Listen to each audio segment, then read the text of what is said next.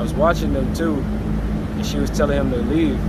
And basically that's what stopped our relationship with Roy, because she wouldn't let me or my brother live with him.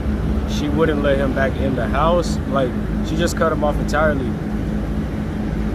Yeah, so that's that. Well, but that still doesn't explain why you're so callous about the fact that you clearly, you know, made it a point to point out that he helped your brother out in his homeless situation, but that you wouldn't even want the help. I mean, so what's that about? That's what I'm saying. Like, let's break this thing down real quick. Let's break this wall down, man. Like, how do you really feel about it? It's not exactly a feeling. It's just that I would kind of be a little embarrassed. Well, don't be embarrassed, man. Like, let it go. You can't hold on to that stuff. That's why you want to smoke crack. You know crack isn't good for you. True, but you're running. Look him in the camera and tell him how you really feel. I'm scared to be. What's up, YouTube? Thank you for liking, subscribing, and sharing. Listen, if you want to support the channel financially, hit the super thanks button. Any amount is much appreciated. Now back to the content. What's up, YouTube? Atlanta Street Interviews out here with another one. So we got my man out here today. How you doing today, man? I'm doing good, sir. All right. So are you homeless? Currently, yes. I'm on my way, yes. Okay. On your way, what does that mean? I had a 4-star hotel job, but I resigned. A lot of addiction. So, you gotta speak up a little bit because we got the thing right here. But we heard you had a 4-star job and you resigned? Yes. Why did you resign? My safety was compromised at one point. So to make a long story short, the people that I owed, they know where I live. My dues are paid, but I'm gonna have to hit the street for a while eventually.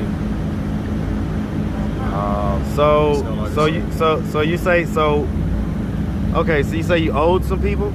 Yes. Who did you owe? Couple gambling guys, couple dope boys, stuff like that. Okay, and you owed them because you had borrowed some drugs? Money sometimes too, yeah. Okay. How much money?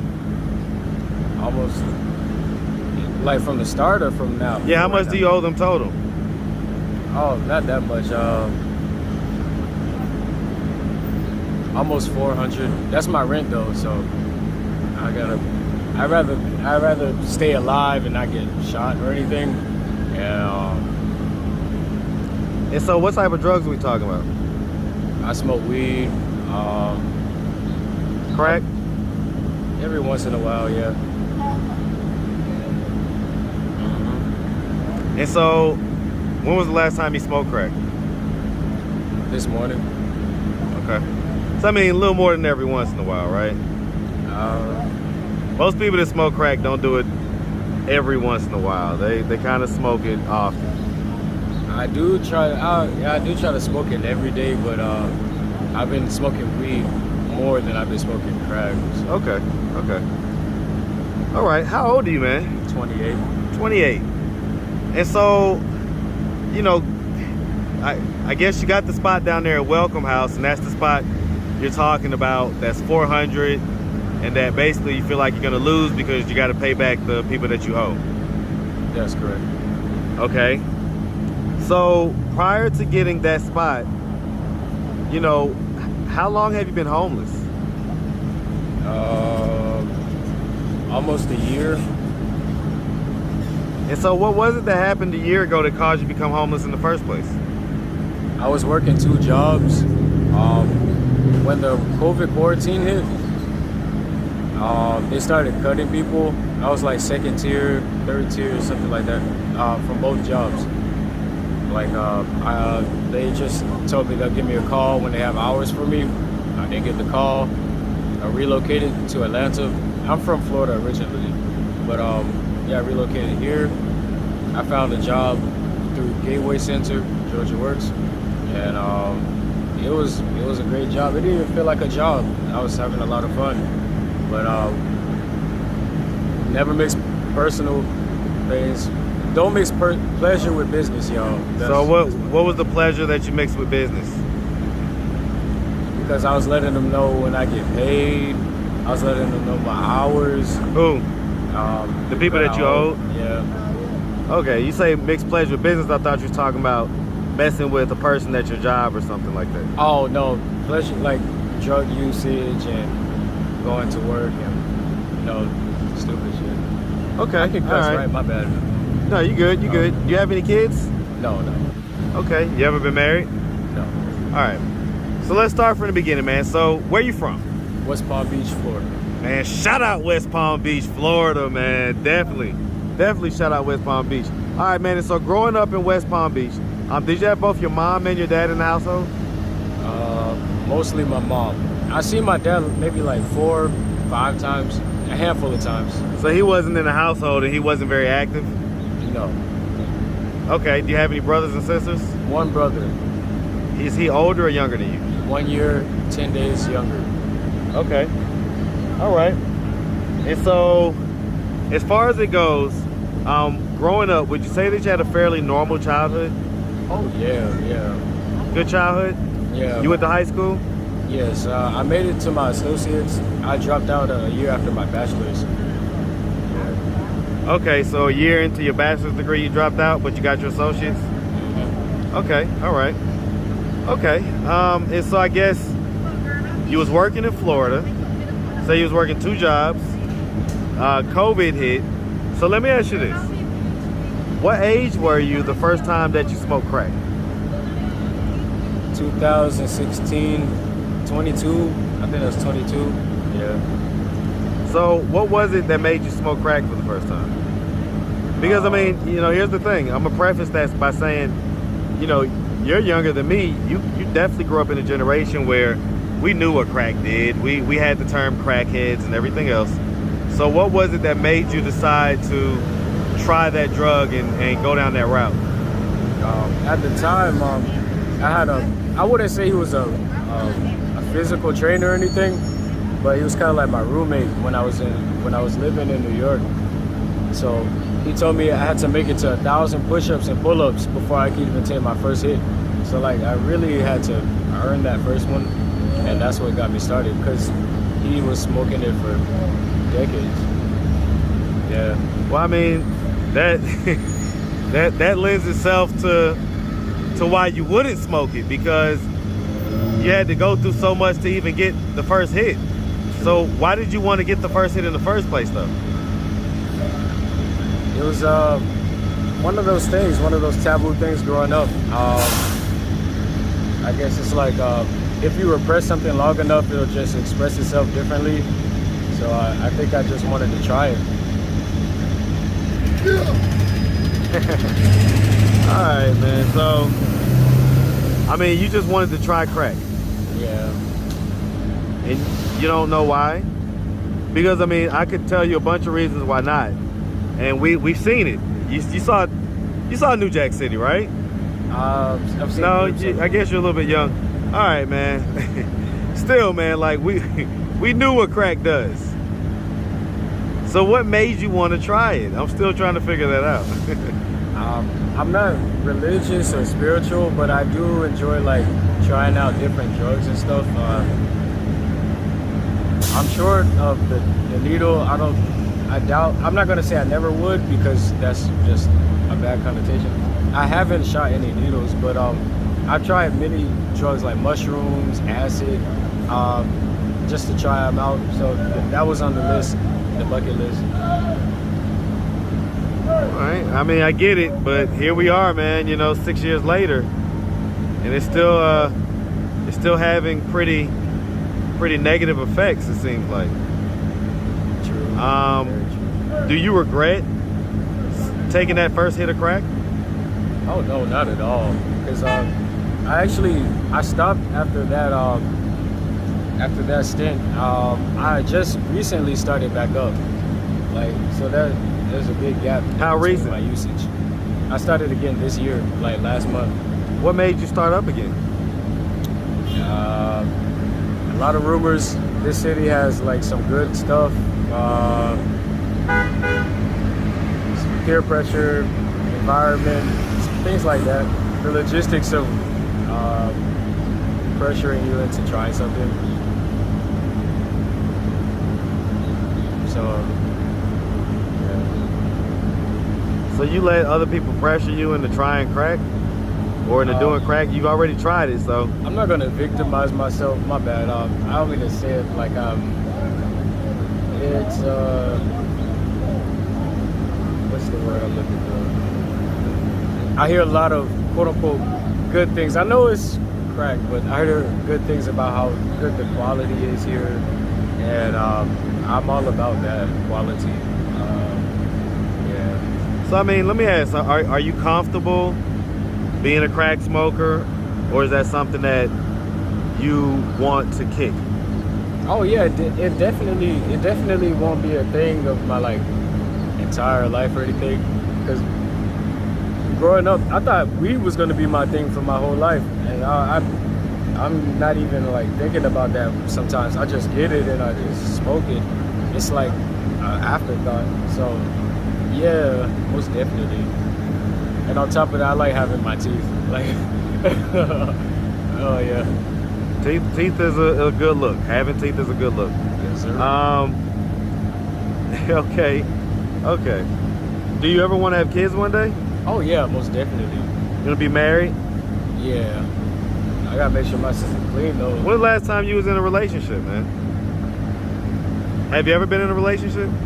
Yes.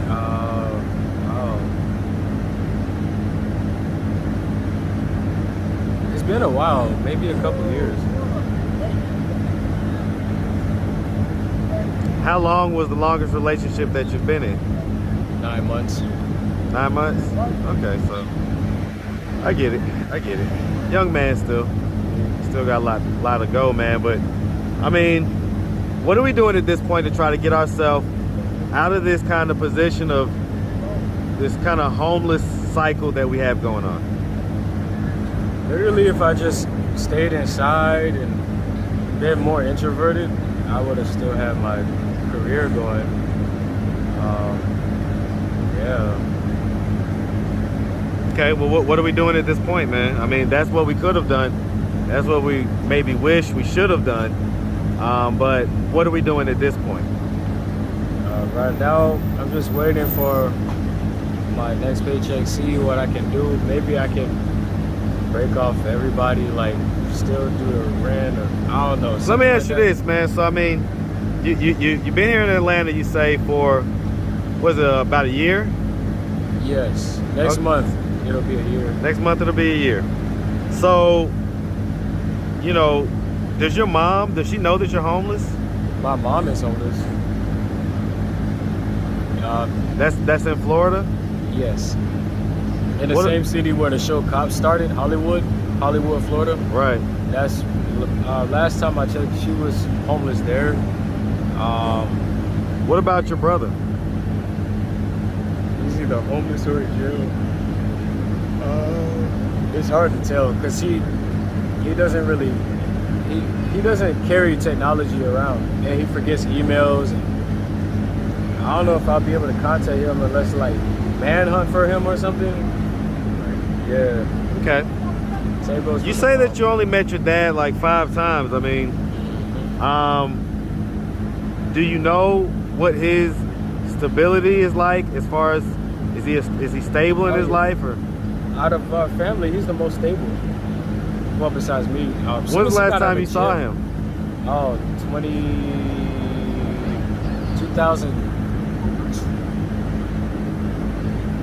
2013, 2012. But I have been on the phone with him. Yes, I have been on the phone with him after that. But as soon as he got out of jail, because it was around the time when he was in jail when I spoke with him. Right. He ended up buying a house. That was crazy. Okay, so I mean, you know, you haven't had a whole lot of dealings with him, it sounds like. But, well, let me ask you about that, man. I mean, how do you think the absence of your father affected you growing up and throughout your life? I'm not too street smart. He was a Marine and then he turned into a drug dealer. I never really saw that much of him, so. Is he the same father of your brother? Yes. Okay, so I mean, let me say this. So, the last time you talked to him was about a decade, right? If you could tell him anything right now, look him in the camera and say whatever's on your heart. Oh, I love you, bro. Yeah, that's all I got. There's no bad blood between me. It's just, well, I mean, never got a chance so to let me ask you this: to if he were to happen, because he knows who you are, right? Mm-hmm. If he were to happen to come across this video on YouTube, what do you think his thoughts and his instincts would be? He has a quote. That's my son. That's my son. That's probably what he would say to it. Do you think that his instinct would be to come and get you off the street? Oh no, because that wasn't his style. His style wasn't to be a what? An active father? No, a caring, loving man who cares about his kid? It's not that. It's for my brother, sure thing, but for me, no. Why the difference? He actually helped my brother from homelessness. Like, my brother lived with him for some time during 2015. Yeah. But so why not you? Because I'm the type to go and look for it myself or figure something out for myself. Well, I mean, that's the type. That's what you're the type to do. You wouldn't let him? No. Why not? Maybe it's a pride thing. I don't know. Probably pride.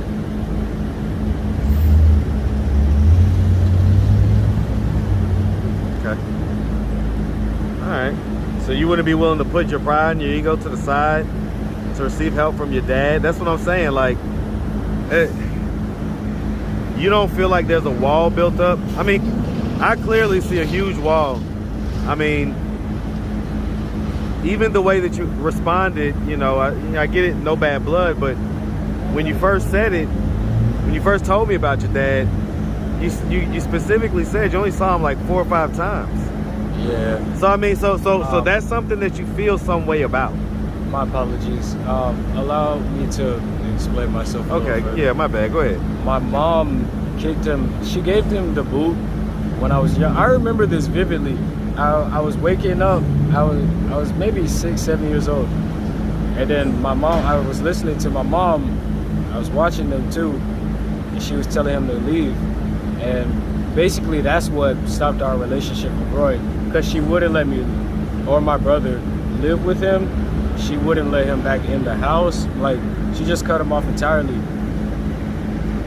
Yeah, so that's that. Well, but that still doesn't explain why you're so callous about the fact that you clearly, you know, made it a point to point out that he helped your brother out in his homeless situation, but that you wouldn't even want the help. I mean, so what's that about? That's what I'm saying. Like, let's break this thing down real quick. Let's break this wall down, man. Like, how do you really feel about it? It's not exactly a feeling. It's just that I would kind of be a little embarrassed. Well, don't be embarrassed, man. Like, let it go. You can't hold on to that stuff. That's why you want to smoke crack. You know crack isn't good for you, but you're running. Look him in the camera and tell him how you really feel. I'm scared to be intimate with my father. I mean, with you, Dad, because I was raised by my mom, so it feels weird to be like, you know, intimate like that with you. Well, you can see it now. It's just something that would be still new to me, even though I'm almost 30. Do you wish that he was more involved in your life? I wouldn't want even if it wasn't his fault. Do you wish that he was more involved in your life? That would have been cool. Yeah. Well, no, not would have been cool. Is that what you wanted? Yeah. Don't be afraid to say what you want, man. You only got this one life to live. So, you know, I get that we have a culture in a society that everybody's got this wall up. Everybody wants to show their representative, but not who they really are. Right. And a lot of times that's why people run to different drugs and things like that, man. I'm going to encourage you, man. I'm going to encourage you to reach out to your dad and really tell him how you feel, man, because I guarantee you, and as a Marine, I'm sure he's a smart guy, resourceful guy. He understands. But as long as you're kind of going to play that wall thing, he'll probably play it too, man. So even if you have to be the first to move, I think that's a move you need to make. Because I think that that's at the center of kind of this, you know, this situation what you got going on, man. So I'm gonna encourage you to do that. Understood. All right, man. So listen, we really appreciate you taking the time, answering all of our questions, man. If anybody out there wanted to reach out, help, or donate, do you have a way they could do that? Do you have social media, Cash App, anything like that? Money sign ROCK RICKOWENS. That's hashtag Rock Rick Owens. Rick Owens, like the fashion company. I want to rock Rick Owens. Maybe you guys kill me. But thank you, that's no doubt, man. Hey, man, you're a real kind of soft-spoken. Yeah, absolutely, man. Soft-spoken. You know, good energy guy, man. And so, go talk to your dad, man. I'll work on that. Sure thing. All right, man. Have your good one, man.